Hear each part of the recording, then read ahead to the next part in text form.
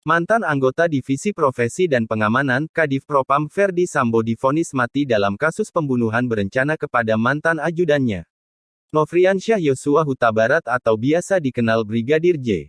Sambo dinilai sudah terbukti secara sah dan pasti bersalah melakukan pembunuhan berencana terhadap Yosua atau Brigadir J.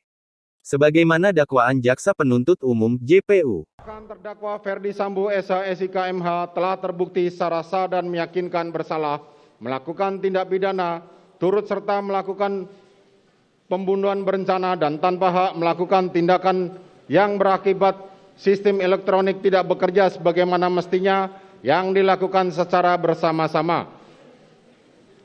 Menjatuhkan pidana kepada terdakwa tersebut oleh karena itu dengan pidana mati. Memerintahkan terdakwa tetap berada dalam tahanan. Menetapkan barang bukti tetap terlampir dalam berkas dikembalikan kepada penuntut umum untuk digunakan dalam perkara lain. Menyatakan terdakwa Ferdi Sambo telah terbukti secara sah dan meyakinkan bersalah menurut hukum melakukan tindak pidana turut serta melakukan pembunuhan berencana dan tanpa hak melakukan yang menyebabkan sistem elektronik tidak berfungsi sebagaimana mestinya. Ujar Ketua Majelis Hakim Wahyu Iman Santoso dalam persidangan di Pengadilan Negeri Jakarta Selatan, Jakarta, Senin tanggal 13 Februari tahun 2023. Sebelumnya divonis hukuman mati, JPU menuntut Sambo penjara seumur hidup. Mantan anggota Polri dengan pangkat Jenderal Bintang 2 Atayu Ferdi Sambo itu dinilai sudah melanggar pasal 340 Kitab Undang-Undang Hukum Pidana KUHP, junto pasal 55 ayat 1 ke 1 KUHP. Sambo juga sudah terbukti terlibat obstruction of justice atau perintangan penyidikan terkait pengusutan kasus kematian Yosua Huta Barat. Ia terbukti melanggar pasal 49 UU ITE junto pasal 55 KUHP.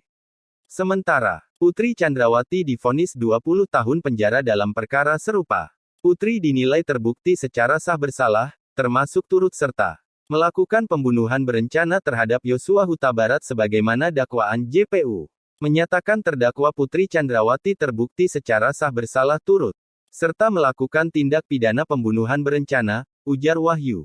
Menjatuhkan pidana oleh karena itu selama 20 tahun penjara, kata Wahyu. Dalam kasus ini, JPU sudah menuntut Putri Chandrawati 8 tahun penjara.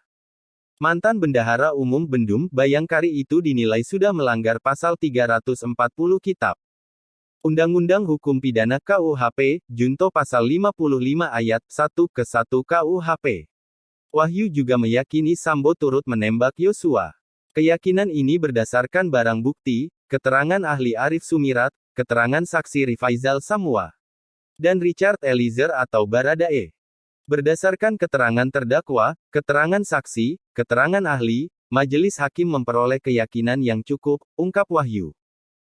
Terdakwa telah melakukan penembakan terhadap Nofriansyah Yosua Huta Barat dengan menggunakan senjata api Glock yang pada waktu itu dilakukan terdakwa dengan memakai sarung tangan berwarna hitam, sambung Wahyu.